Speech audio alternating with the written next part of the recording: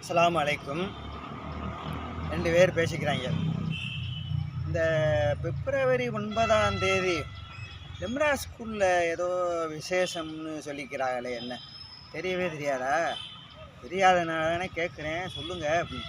அதாவது பிப்ரவரி 9ஆம் தேதி லிம்ரா பள்ளி வளாகத்தில் ஜமாத் நிர்வாகிகள் தேர்தல் நடக்குது. எந்த ஜமாத்து அதுவும் தெரியாதா? பெரிய பள்ளிவாசல் ஜமாத்து நிர்வாகிகள் தேர்தல் நடக்குது. அப்படியா? இது என்ன புதுசாக இருக்குது? ஒரு ஜமாத்து அமைப்புக்குள்ளே தேர்தலுங்கிறீங்களே, அது என்னது அப்படின்னு நல்லா கேட்டிய. அதாவது ஒருமித்த கருத்து ஏற்படலை. அது என்ன ஒருமித்த கருத்து அப்படின்னு, அதையும் நான் விளக்கி சொல்கிறேன். அதாவது அவங்களுக்குள்ளே அந்த பள்ளிவாசல் அந்த ஒரு வளாகத்துக்குள்ளேயே பேசி, இவங்களை தலைவராக போடுவோம், இவங்களை செயலாளராக போடுவோம், இவங்களை பொருளாளராக போடுவோம் அப்படின்னு சொல்லிட்டு முடிவு செஞ்சு, இவங்களை தலைவராக தேர்ந்தெடுக்கிறோம், கை தூக்குறவங்க தூக்குங்க அப்படின்ன உடனே கையை தூக்குறாக. அதில் சில கோளாறுகள்லாம் நடந்து போயிடுது. பக்கத்தில் உள்ளவார் என்ன செய்யுதுன்னா, ஒருத்தன் கை தூக்குறதை பிடிச்சி கீழே வைக்கிறேன்.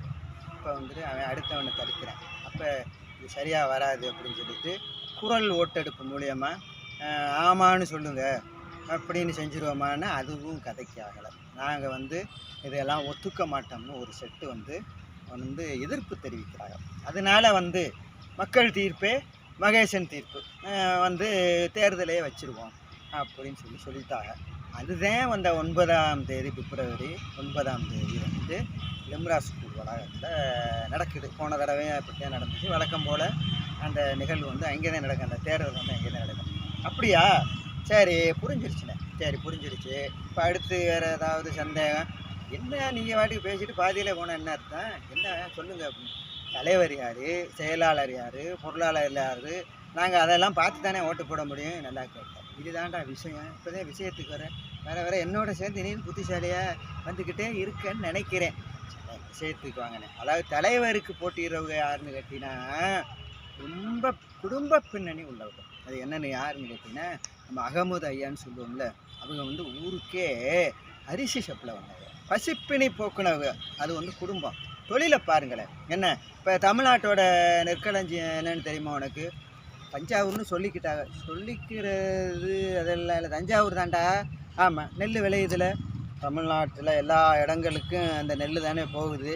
அந்த நெல் அரிசி ஆகுதில் அந்த அரிசி வியாபாரம், அந்த தொழிலை தேர்ந்தெடுக்கிறது பாரு, பசிப்பிணி போக்குறது. நமக்கு அந்த அரிசி இல்லைன்னா வாழவே முடியாது. அந்த அரிசி வியாபாரத்தை தேர்ந்தெடுத்து ஊருக்கே சப்ளை பண்ணவங்க. இப்போ பசுப்பிணியை போக்கிட்டாங்கல்ல, அவங்க மகன் தாய் 8 அடி பாஞ்சா, குட்டி 16 அடி பாகம். அப்போ அப்துல் காதர் அவங்களுடைய தவப்புதல்வன், அவரும் அதே வியாபாரத்தை தான் பண்ணுறாரு. அப்போ அவங்க இன்னைக்கு ஒரு ஆர்வத்தோட தலைவர் பதவிக்கு நிற்கிறாங்க.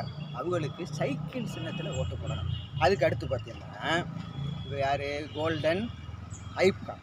கோல்டன் ஐப்கான் அவங்க அத்தா சீனி ஐயான்னு சொல்லுவோம்ல, அவங்க என்ன நல்லது கெட்டதுக்கு நல்லா கலந்துக்கிட்டு இபாபத்தானாலும் ஈமான் உள்ளவங்க.